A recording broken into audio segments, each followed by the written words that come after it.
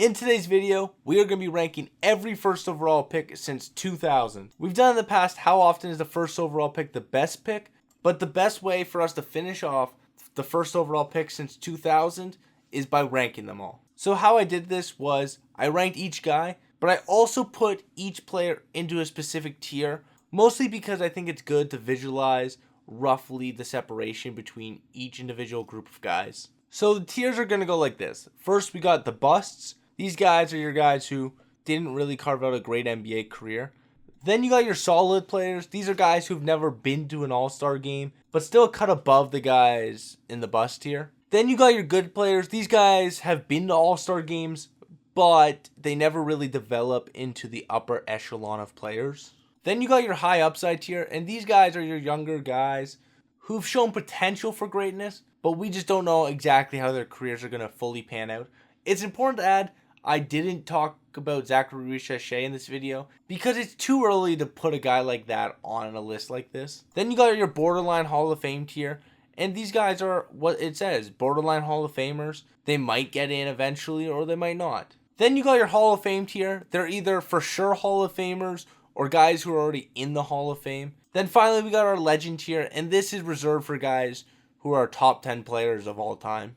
Starting off with number 24, the worst first overall pick since 2000, and that goes to Anthony Bennett. We all knew it was going to be Anthony Bennett, as he's probably the only first overall pick since 2000 to be an actively bad NBA player. Bennett's 4.4 points per game ranks last out of every single guy we're going to talk about today.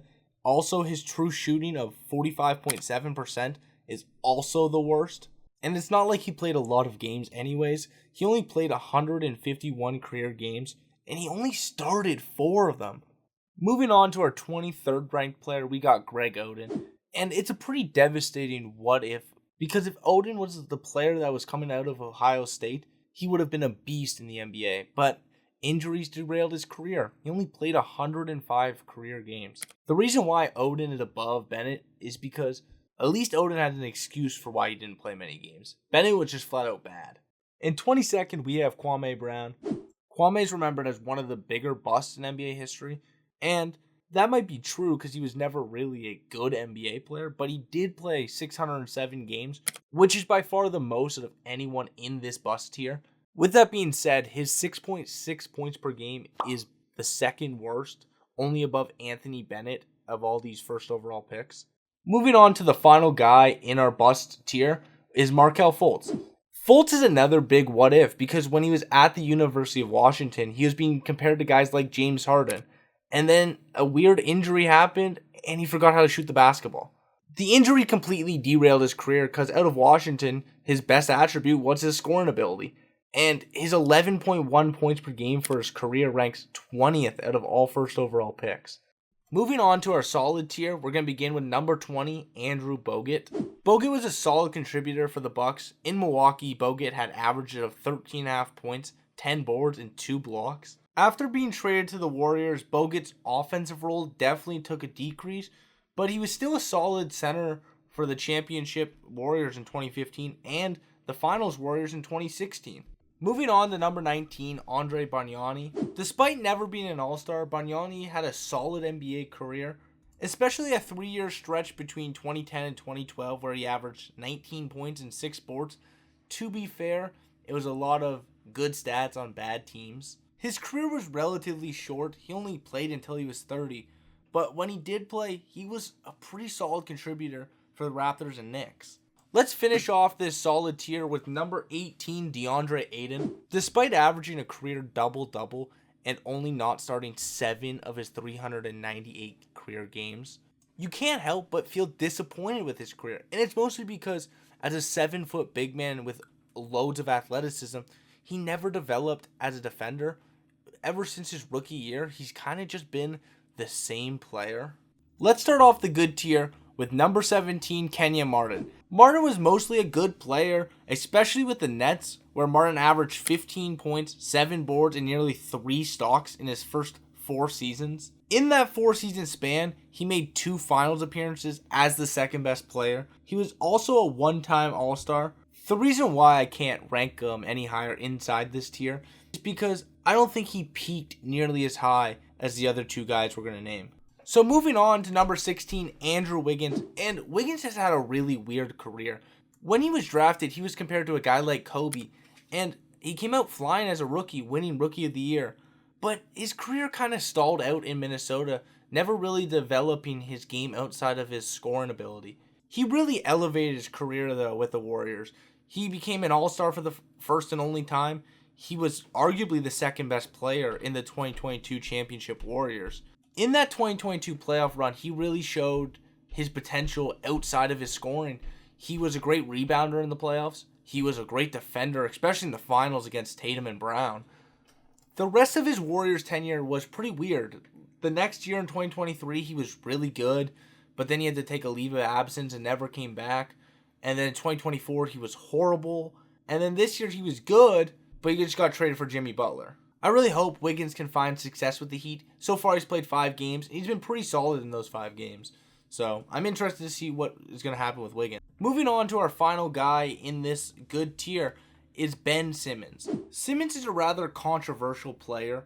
In his first 4 seasons, he was incredible. Winning Rookie of the Year, being a 3-time All-Star, being top 5 in Defensive Player of the Year twice. He also averaged 16 points, 8 boards, and 8 assists in those first 4 seasons. He was so good that Colin Cowherd dropped one of the worst takes of all time. Hey, LeBron. Ben Simmons is here. We're all good. This take was so bad because after Simmons left for Brooklyn, he ended up just being a terrible player, where he dealt with a lot of injuries, but ever since leaving Philly, his averages are 6 points, 6 rebounds, 6 assists. We all know why Simmons never developed into a great player was because he was scared to take shots. The funny thing is, if you told me after the first 4 years of Simmons' career that he was going to end up 15th on this list, I would have called you the dumbest guy of all time. But it's just a disappointing career for Ben Simmons. We're going to start off the high upside tier with number 14, Paolo Banchero. I believe I'm relatively low on Banchero, but I do see the potential. He's a 22-year-old who has career averages of 22, 7, and 5. My problem is his efficiency is pretty horrible. His true shooting this year is 51.1%. This season, the Magic have actually been better when Banchero doesn't play. When Paolo plays, the Magic are a horrendous 10 and 16. There's still time, though, for Paolo to develop into one of the game's better players. It's just he really needs to work on his efficiency if he's going to develop into one of the upper echelon of players. Moving on to number 13, we have Cade Cunningham. And don't be shocked, by the end of this year, Cade's going to move up. This season, Cade's been incredible. He's going to win Most Improved. Even if you don't agree with it, he's going to win it. And that's a topic for a different day, how that award is voted for. It's pretty ridiculous at this point. With that being said, Cade's completely turned around the Pistons. He's averaging roughly 26 points, 10 assists, 6 boards. They just beat the Celtics. They're the 6th seed. It's been the best season you could have imagined if you're a Pistons fan after last year's disaster class. That's the thing, though. I can't rank Cade any higher because, yeah, he's been a good player throughout his career, but he's been a good player on terrible teams. This is the first year he's been a good player on a decent team. I will say this, though. If the Pistons win their first playoff game in 17 years, I'm going to have to reconsider where Cade is on this list. The next guy we have is Zion, and I know people might think that this might be high, but when Zion is healthy, he's one of the game's best players. Zion has career averages of 25, 7 boards, and 4 assists. The issue so far with Zion's career is so simple. He's just not playing enough. He's only played 60 games twice of his 6-season career. The other 4 seasons, he's played under 30 games in each of those seasons. We're nearing the point where we have to decide, is Zion ever going to be healthy? Or is he just going to be injury prone his whole career? And he's never going to move up on this list. He'll probably move down if he can't get healthy. In our number 11 spot, we have Victor Wembanyama. Probably a guy you guys thought would be a little lower on this list. Mostly because he's the most recent first overall pick we're talking about in this video. But despite that, Wemby has shown all the flashes that he just might be a generational player. He's already arguably the best defensive player in the league. And he's proven that he can score from every area on the court while being 7'5". He's already arguably a top 15 player in the league. He did just have an issue where he's out for the year because of a blood clot. So let's really hope that's not super serious and he can get over that, because the league's better when Wemby's playing. To round off this high upside tier, we have number 10, Anthony Edwards. Ant has definitely shown the most out of any guy on this tier. He might not be the most polished player in the league, but damn, if you need a bucket, he's the guy to ask. He's one of the best scorers in the league. He's already been a 3-time All-Star, and this season he's averaging 27.5 points, 6 boards, and 5 assists. Ant is one of the most electric players in the league. He just needs a few more years until he can move up to the next tier, because each of those guys have been 5-time All-Stars, with one exception. Let's start off this borderline Hall of Fame tier with number 9, Karl Anthony Towns. Cat is arguably already the greatest shooting big man of all time, while also probably putting up what is his best season of his career. This season, he's averaging 25 points, 13.5 boards, and Cat's already been a 5-time All-Star. He's going to finish top 5 in MVP voting, and yeah, he probably isn't a Hall of Famer yet, but don't be shocked in like 5 years. We're talking about Karl Anthony Towns being a Hall of Famer. Moving on, at number 8, we have John Wall. When John Wall was in his prime, he was one of the game's premier point guards. When he was with the Wizards, he was always the most athletic guy on the court, and he used that to his advantage. That's what made him so successful, was his athleticism, and that's what kind of derailed his career, was his reliance on his athleticism, because injuries pile up when you get older. He never really developed as a shooter, so once he lost athleticism, he was out of the league. But the reason why he's so high and why he's number 8 on this list was because when he was playing, he was a freak, averaging like 20 points a game and 10 assists across 5 seasons, where he's a 5-time All-Star. I wouldn't be shocked by the end of the year. I would say Cat's better, but right now John Wall is firmly at 8. At number 7, we have Blake Griffin. Blake's mostly remembered being a part of Lob City.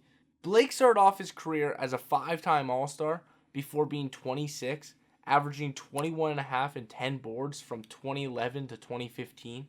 And then in 2019, he returned to the All-Star game. He did that with the Pistons. And the interesting thing about when Blake was with the Pistons was that he revamped his game. He wasn't the athletic guy he used to be. He wasn't the guy dunking on everyone. Instead, he developed an outside shot. He shot 7 3-pointers a game that year. That season with the Pistons, he scored 24.5 points per game and averaged 5 assists. And if it wasn't for injuries catching up to him, he could have had a longer career than he really did. But Blake was awesome.